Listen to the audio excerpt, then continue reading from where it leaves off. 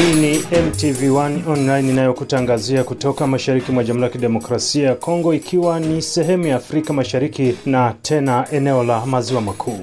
Ikiwa leo ni tarehe 9 ya Mei mwaka 2025 na ukiwa ni mwezi wa wanahabari na uhuru wao, japo bado matatizo kwa baadhi ya sehemu na wanahabari wakilazimishwa kufanya kazi zao kinyume na maadili kutokana na kiusalama. Jina langu ni Tryphon Odas kutoka Kigoma, Tanzania, pembezoni kabisa mwa ziwa Tanganyika linaogawa mkoa wa Kalemie, Tanzania. Taarifa kuu hii leo ni pamoja na wanajeshi zaidi ya 100 wameachiliwa kutoka gereza moja mjini Bunia baada ya kupewa msamaha. Wameachiliwa kwa kufuatana na huruma ya Rais Tshisekedi ambaye anakuwa kila mara akiwa naona namna gani ataweza kupunguza idadi ya wafungwa katika majela mbalimbali. Wakazi wa Kamanda wilayani Lubero wapata msaada kutoka kwa shirika la IFRO. Familia nyingi ambazo zimemiminika hapo sehemu za Kamandi Shite kwa ajili ya kupokea vitu hivyo ambavyo vinakuwemo galo 2 na pamoja na bejeti moja kubwa. Msikilizaji na mtazamaji wa MTV1 online, kwa hayo na mengine mengi, tafadhali karibu. Taarifa kutoka Bunia mkoani Ituri zinasema wanajeshi wa serikali ya Kongo FARDC zaidi ya 100 wameondoka gerezani baada ya kuachiliwa kufuatia msamaha wa Rais wa Kongo Felix Tshisekedi, wengi wao wakikamatwa kwa tuhuma mbalimbali na uhalifu wakati wa vita. Constantine Sambagarwa yuko mjini Bunia na ripoti zaidi. Ni wajeshi wa FARDC ambao walikuwa wakipatikana kwenye jela kuu hapa jimboni Ituri hapa mjini Bunia, ndio waligombolewa leo, wameachiwa huru leo na wamepelekwa huko kwenye Diango ambapo watapata mafunzo kidogo mbele ya kuweza kutumwa kwenye mapambano fulani kwa ajili ya kuweza kukinga na kukinga nchi yetu ambayo imekuwa ikishambuliwa. Na wale walioachiliwa wote ni wanajeshi? Ndio, wote ni wanajeshi. Ni wanajeshi ambao walikuwa na makosa, ndio iliacha wanapatikana huko kwenye jela. Na wanasema kwa nini wameachiliwa? Wameachiliwa kwa kufuatana na huruma ya Rais Tshisekedi ambaye anakuwa kila mara akiwa naona namna gani ataweza kupunguza idadi ya wafungwa katika majela mbalimbali hapa Jamhuri ya Kidemokrasia ya Kongo. Hasa hapa Ituri ilikuwa ikionekana sana katika jela ya Bunia ambapo kulionekana watu wengi ambao wanapatikana katika jela, basi inakuwa kidogo, watu wanakuwa wengi, na hiyo vile itasaidia kabisa kupunguza idadi ya wafungwa katika jela kuu hapa mjini Bunia. Ituri ambako kumeshuhudiwa hata hivyo hali ya ukataji nyara kwa watoto wanaoibwa nchini DRC na kupelekwa nchini Uganda, akisema tena Constantine Sambagarwa wa MTV1 online akiwa mjini Bunia. Hiyo kabisa ni kufuatana na hali ambayo Ituri inakuwa ikipitia masiku hizi. Tumeona kwamba watu wengi wameendelea kukuwa na lia ama kutoa sauti kulingana na kupotea kwa watoto wao, na hiyo imeonekana sana hapa Bunia, kwani watoto wanakuwa wakipotea. Tunaona watoto wadogo miaka kidogo wanakuwa wakipotea na wanajelekeza huko Uganda. Jana kwa mtoto mmoja wa kijana alikuwa anatoka shule, na wakati alikuwa akirudi, kijana ambaye anakuwa na miaka 19 wanaweza kumupeleka, alipotea nyumbani wakati alikuwa toka kwa masomo, na kisha hapo anajikuta iko Uganda, na ni hapo ambapo anapatikana. Inaonekana na watoto wengi, kuna vile watoto 3 ya jamaa moja ambao walipotea, imeshapita Jumatatu. Hadi sasa watoto wale hawajapatikana, na hiyo hali inaleta hofu katika watu, katika wakazi wa Ituri. Ni wanani wanaowateka nyara hao watoto?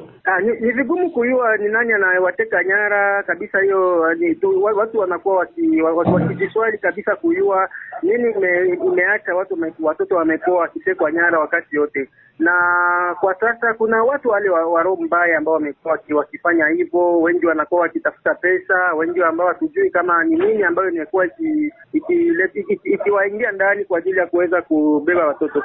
Tukitoka Bunia tuelekee wilayani Lubero, Kivu ya Kaskazini, ambako shirika la misaada la IFRO limeanza kutoa msaada kwa wananchi wa Kamanda wilayani Lubero, hasa katika sekta ya kulinda afya yao. Muhindo Mwahurwa Rogers ni mmoja wa shirika hilo. Mimi ni Muhindo Mwahurwa Roger, niko moja ya wafanyakazi ya IFRO Hydraulique Sans Frontières. Mimi nahusika na mambo ya kuhimiza kazi ambazo tunafanya leo Kamandi. tuna distribue makite wash, yaani vyombo vya kusaidia usafi nyumbani, ambamo muna bidon 2 za kushota na kuweka maji, geti moja ya 20 litre, sabar moja ya sabuni na so plastiki ya 10 litre juu ya kunawa mikono ambayo inakuwa na robinet. Kwa nini mnajikita katika masuala ya afya? Masuala ya afya ni muhimu sana kwa ajili ya kujikinga kwa magonjwa ambayo inatokana na mchafu. Ndio lengo ambayo IFRO kupitia miradi mbalimbali tunafanya kazi za ujenzi wa maji, kuzungumzia usafi na usafi wa mazingira ili wakaaji waweze kuboresha hali ya afya yao. Ni hiyo ndio kazi ambayo tunafanya kwa IFRO. Walengwa ni wangapi Lubero? Watu ambao tunapenda tufikie ndani ya mtaa wa afya wa Kaina na Kibirizi ni watu 30,902 personnes que nous devons couvrir pour des activités d'eau, hygiène et assainissement dans les 2 zones de santé. Yaani mbali na hivi vifaa, yaani mnatengeneza visima vya maji? Tunatengeneza visima vya maji, ile aina ambao tunaita adduction gravitaire d'eau potable, masource avec tank na masource simple, ndio ile ambao tunaita kano. Ndiyo, lakini inaonekana kwamba mko katika hiyo wanaita usafi. Kwa nini nyinyi mmejikita katika usafi japo kuna wengine ambao wanahitaji vile chakula? Jinsi nilisema mbele, maji ni moja ya chakula. Paske kwa kupiga chakula inaomba maji na vile maji ni kitu muhimu paske bila maji maisha haiko. Ndio maana sisi kama kikundi cha IFRO tuliamua kutumika juu ya swala muhimu ya msingi juu watu waweze kupata maji safi kwa kujikinga kwa magonjwa ambayo yanatokana na maji machafu. Nadhani baada ya kamandi jite ama kamandi, je, mtasaidia wa sehemu nyingine? Ndio, mbali na kamandi jite tutatumika ndani ya RD Sande ya Buhoyo.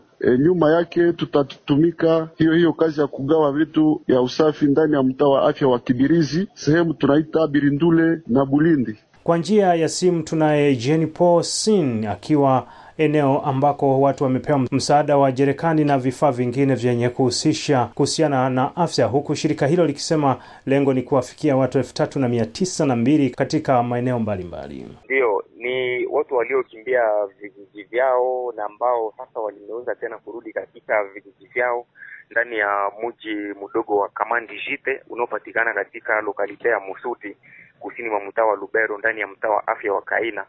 Ni shirika lisilokuwa la kiserikali la Hydraulique Sans Frontières yani IFRO ndio inaendesha shughuli hizo. Imeweza kugawa vitu vya kusaidia kwa usafi, yani makite za wash ambazo zinagawanywa hapo sehemu za Kamandi Jite siku ya Ijumaa hii tarehe 9 mwezi Mei mwaka 2025, na ni karibu familia nyingi ambazo zimemiminika hapo sehemu za Kamandi Jite kwa ajili ya kupokea vitu hivyo ambavyo vinakuwemo galo 2 na pamoja na bejeti moja kubwa na ingine ambayo inaweza kusaidia kuweka maji na ya kupokea maji ya kunawa na ile ya kupokea maji machafu, na pia sabuni ambavyo vitaweza kusaidia wakazi kwa usafi ili kuepuka magonjwa ya kuhara na magonjwa mengine inayotokana na uchafu wa mikono pamoja na uchafu mwingineo. Ndivyo vitu ambavyo wamekuwa wakipokea sehemu za hapa Kamandi Jite, Bwana Malivika. Wanaopewa hivi vitu ni wanawake, watoto, wanaume? Wanaopokea vitu hivyo wengi wao ni wanawake pamoja na wasichana ambao ni viongozi wa familia. Msaada huu utapewa kwa watu wa kijiji cha Kamandi Jite pamoja na kijiji cha Buhoyo. Katika msemo wa kiafya wanaita aire de sante, yani kuna aire de sante ya Kamandi Jite na aire de sante ya Buhoyo. Hao ndio wataweza kupokea usaidizi huo, na hiyo jambo linafanyika tu baada ya shirika hilo la IFRO kuweza kujenga bomba kubwa la maji ambalo litaweza kusaidia wakaaji wa kijiji cha Kamandi Jite kuweza kupata maji safi, sababu muda wa siku nyingi wakaaji sehemu hizo walikuwa bado hawana maji safi, lakini kupitia bomba hilo ambalo limejengwa na IFRO ndipo hapo wakazi wameweza kufurahi. Kwa sasa wana maji na wamefurahi sana kabisa. Kutoka mashariki tuelekee mjini Kinshasa ambako viongozi wa chama cha upinzani PPRD nchini DRC, chama kinachoungwa mkono na Rais mstaafu Joseph Kabila, wametakiwa kuelekea mahakamani kwa kupewa ruhusa ya kuendelea na shughuli za chama chao. Siku chache baada ya kusimamishwa kwa chama cha upinzani PPRD kinachomuunga mkono Rais mstaafu Joseph Kabila Kabange, Sange, viongozi wa chama hicho wasema hawajaelewa kwa nini kuzuiliwa wakati mkuu wao hana kosa lolote. Kamber Kalumbi Ferdinand, mmoja wa chama hicho, asema chama chao kitaendelea kufanya kazi zao kote nchini Jamhuri ya Kidemokrasia ya Kongo, kwani hakuna sababu yoyote inayoweza kuwazuia. Wanasheria na serikali wakiomba chama hicho kuanza upya jitihada zao na kuwa na vitambulisho vyote kabla ya kuendelea na shughuli zao kote nchini DRC. Hii ni baada ya serikali kuzuia chama hicho kufanya kazi kutokana na shutuma za serikali dhidi ya mkuu wa chama hicho kushirikiana na waasi wa FC M23. Ferdinand Kambere ni wa chama cha PPRD. Sheria yetu ambayo inahusika na mambo ya vyama vya kisiasa inaeleza kweli kama mamlaka ya kusimamisha kazi au chama cha kisiasa ni lazima, lakini wakati ule mkubwa ambaye atasimamisha kazi ajue kama ana siku 15, na ndani ya hizi siku 15 yote haitaishia kwake, lazima aende kwenye mahakama, amwambie procureur amulete mashtumu yote analetea chama, kisha procureur hawezi kuchunguza pia, na kachunguza kaona kweli makosa iko, na yeye peke anapashwa sasa kustaki kwenye mahakama kabisa, kwani judge na yeye naye angalie nini kweli iko, na watu waweze kujidefend gisi tunasema katika Kifaransa. Lakini sasa hizi hatua zote hakuna hata moja ilifanyika. Kulikuwa tu ile kusimamisha, waziri anasimamisha, kisha analala busingizi, anasahau kama sheria ilivuka tu siku 15. Siku 15 inaisha, sasa lazima chama kupatana na sheria tuanje kazi, kwani kusimamisha tena zaidi ya siku 15 ingekuwa decision ya justice, pana ya ministre, hapana ya procureur. Ilipaswa kuwa ya justice. Sasa hizi siku zote zimepita. Donc lazima turudi kwenye nani. Na hizi barua inazunguka, tunasikia kama ministre kweli aliandikaka siku 24 kuomba kama ya PPRD ivutwe. Sasa yeye anatosha ile ni sheria alitosha wapi? Na kama aliandikia procureur, ule procureur kwa nini mpaka leo hakutuita sisi? Hata anaandikia procureur naye angeona makosa angetuitisha. Hizi siku sasa zote zimepita, hakuna mtu alituitisha. Filemon Ndambi wa Ndambi kutoka chama cha FDC, ikiwa miongoni mwa vyama tawala vinavyomuunga mkono Rais Felix Tshisekedi. Hiyo hatua ambao watu wa PPRD wanataka kukamata ya kusema wataweza kutumika pasipo kuweza kuingiza kikaratasi ambao wanaita rekuu, yaani kumlomba bwana minista wa mambo ya kati aweze akawasaidia ili aweze akaondoa hiyo kifungo ambao aliweza kutia, yaani akaleve mesure ambao aliweza kutia juu ya kuweza kufunga hiyo chama cha PPRD kisiweze kufanya kazi. Wanataka kutia tu mvutano, vita na mambo isiyowezekana. Lakini kama mambo yanashindikana kwa ngambo ya administration, kwa sababu ilikuwa administration ya ministre, wanapaswa kuenda kwenye mahakama. Waende kwenye mahakama kuonesha ya kwamba hiyo hatua ambao ministre ya mambo wakati ambao alikamata iko kinyume na sheria. Wanakuja na ile ambao wanaitaka maprove, wanayaonesha hivi kule kwa sheria wanaweza kutosha hiyo mambo, yani wanawaruhusu wao kutumika, hapana kufanya mvutano, lakini wakijua kwamba wao wana haki ya kuweza kutumika, waende kwenye sheria na sheria itaweza kutosha, itaweza kuwaruhusu wao kutumika sana. PPRD ikuwa miongoni mwa vyama vya upinzani nchini Jamhuri ya Kidemokrasia ya Kongo ambavyo vimekuwa vikipinga utawala wa sasa, chama ambacho shughuli zake zimesimamishwa na waziri wa mambo ya ndani Shagme Shabani baada ya kiongozi wa chama hicho Rais Mustafa Joseph Kabila kuripotiwa kuwasili maeneo ya mashariki ambayo inadhibitiwa na waasi wa M23. Germain Hassan Kiawere, MTV Habari. Na ripoti hiyo ya Hassan Chawele ndio inatupa nafasi ya kuelekea huko jijini Dodoma, makao makuu ya nchi ya Tanzania, ambako tunaelezwa kwamba mbunge wa Mbozi George Mwenesongole ameomba mwongozo bungeni kuhusiana na hoja dharura aliyoitoa mwaka jana kuhusu kigezo cha mafunzo ya jeshi la kujenga taifa JKT kisiwe kigezo cha ajira katika vyombo vya ulinzi na usalama.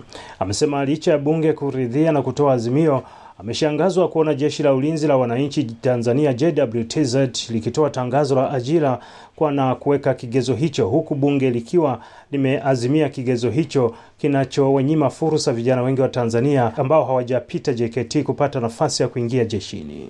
Mapema mwaka jana nilitoa hoja ya dharura kuhusu kigezo cha mafunzo ya JKT, kuomba bunge hili kile kigezo kisiwe kigezo cha ajira katika vyombo vyetu vya ulinzi vya usalama, na bunge liliridhia na kutoa azimio hilo.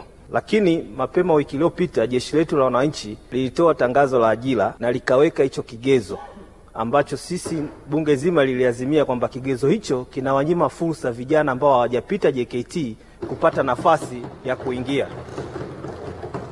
Sasa Mheshimiwa Spika, naomba mwongozo wako kujua jambo ambalo azimio la bunge limetolewa na azimio la bunge alafu alizingatiwi, je, linakiuka azimio hilo au alizuiliwi? Baada ya kuona tangazo hilo, waziri wa nchi ofisi ya waziri mkuu, sera, bunge na uratibu Iram Lukuvi amesema wameliona tangazo hilo, hivyo kuomba ruhusa kwa spika. Lakini kwa ruksa yako Mheshimiwa, tuomba kurudia kwenye azimio la bunge na kauli iliyotolewa wakati ule. Mheshimiwa Mwenyekiti, nimeona, lakini kwa ruksa yako Mheshimiwa Spika, naomba turudi kwenye azimio la bunge na kauli iliyotolewa wakati ule. Tulikuwa tunazungumzia vyombo vya ulinzi na usalama na hakukuwa na mention yoyote ya Jeshi la Wananchi wa Tanzania. Hatukulizungumzia Jeshi la Wananchi. Kwa hiyo naomba turudi kwenye Hansard na maelekezo yako, tuone tulijumulisha, maana hii JKT ni sehemu ya Jeshi la Wananchi. Kwa hiyo nataka tuone kama kweli tulienda mpaka kwenye Jeshi la Wananchi, nje ya polisi, magereza, uhamiaji. Kwenye area Hansard tulijumuisha Jeshi la Wananchi. Fire, vile vyombo vilitajwa: polisi, uhamiaji, fire na magereza. Sasa ningeomba turudi kwenye Hansard tuone, je, hata taasisi yake ndani ya Jeshi la Wananchi, Jeshi la Kujenga Taifa ni sehemu ya taasisi ya Jeshi la Wananchi. Utaratibu wake wa ndani nao ulizungumzwa. Ndio maana nimesema si vizuri sana kujadili sana masuala ya majeshi hapa. Ningeweza nikakutana baadaye tukasoma ile Hansard na kupeana ufafanuzi. Spika wa bunge la Tanzania Dr. Turia Ackson amesema hoja waziri ina mtihani kwa kuwa ilikuwa ni maazimio ya bunge, hivyo kumruhusu wasiliane na jeshi kuhusiana na swala hilo kwa kuwa kigezo hicho kinaenda kinyume na azimio la bunge.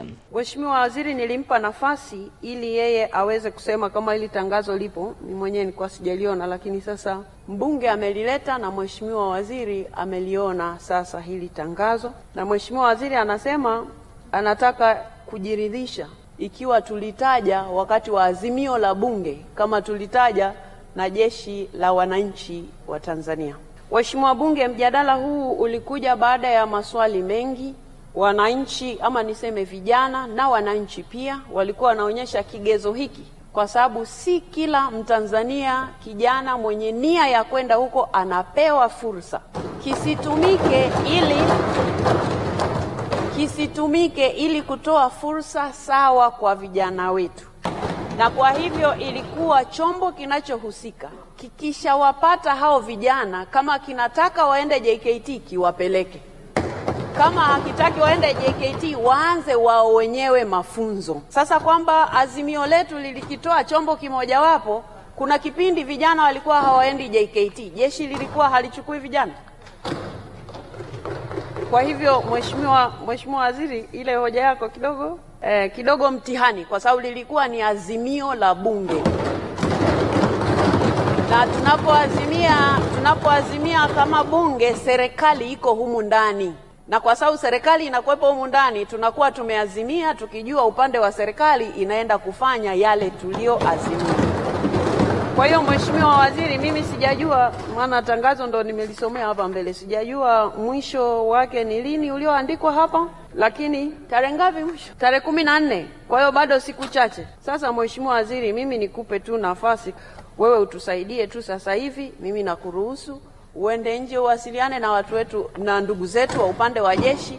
Kigezo hiki kinaenda kinyume na azimio la bunge.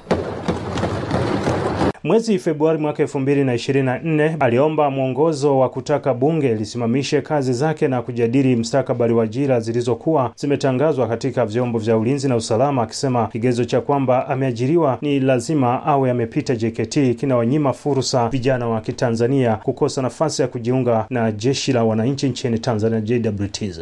Msikilizaji na mtazamaji wa MTV1 Online, ni hayo kwa siku ya leo. Karibuni tena na asante na endelea kutusikiliza. Mimi ni Tryphon Odas kwa niaba ya wote ambao wameshiriki kuandalia taarifa hii ya habari. Kwaheri kwa sasa.